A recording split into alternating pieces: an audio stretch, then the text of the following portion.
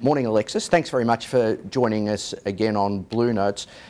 ANZ's just announced a transaction with IWF for part of the wealth business. Now, when the review was actually first announced, the talk was the whole wealth business, or perhaps even a listing of the whole wealth business.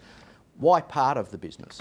Yeah, as you quite rightly said, the original intention was to look for a buyer of the whole business. I think as we've gone through this process, it's become clear that it's actually better for the customers and for the shareholder that we separate the superannuation and insurance businesses and look for alternative outcomes for both of those. And today we announced the IWF, big player in super, big player in advice, and it is the best outcome for our customers and our shareholders in that space. So this business is essentially, as you say, the planners and superannuation going to IWF. So I suppose the two questions are, why IWF in this space, and then what happens with the rest of the business? How long has that process got to go?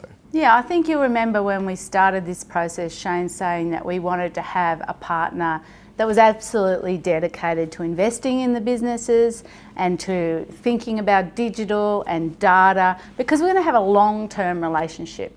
Now, if we talk about the P&I or superannuation business and an AGGs, that is exactly what IWF is. They're a big player in advice, they're a big player in super, and they're absolutely committed to the Australian market. With the acquisition of our businesses, they'll be one of the top 3 players in advice and very big in super. So it clearly sets out a strategy for them longer term.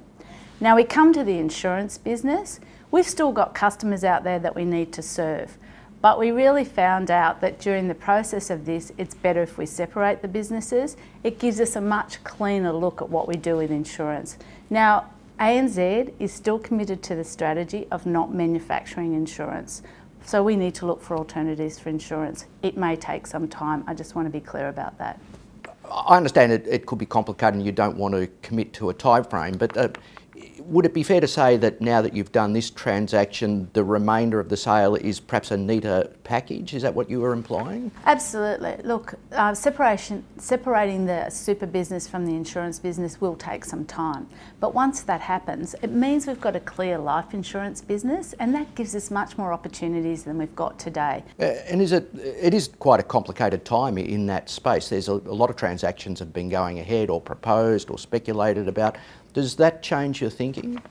I don't think it changes the thinking from ANZ. We've been very clear that we want to offer wealth solutions to customers. That has not changed. We want to offer wealth solutions to our customers. But we're not the best owner or the best manufacturer of super and insurance. So that's where we're going. The marketplace is clearly changing. You know, we've seen lots of deals announced. You see rumours about others come into the space. So I think it is going to be a different space, but it doesn't change our strategy. And with this transaction today, some planners will actually stay with ANZ. Why are they different? Yeah, that's an important clarification. So our aligned dealer groups, being M3, RI and FSP, will move as part of the acquisition to IWF. And as I said, IWF are very committed to financial advice.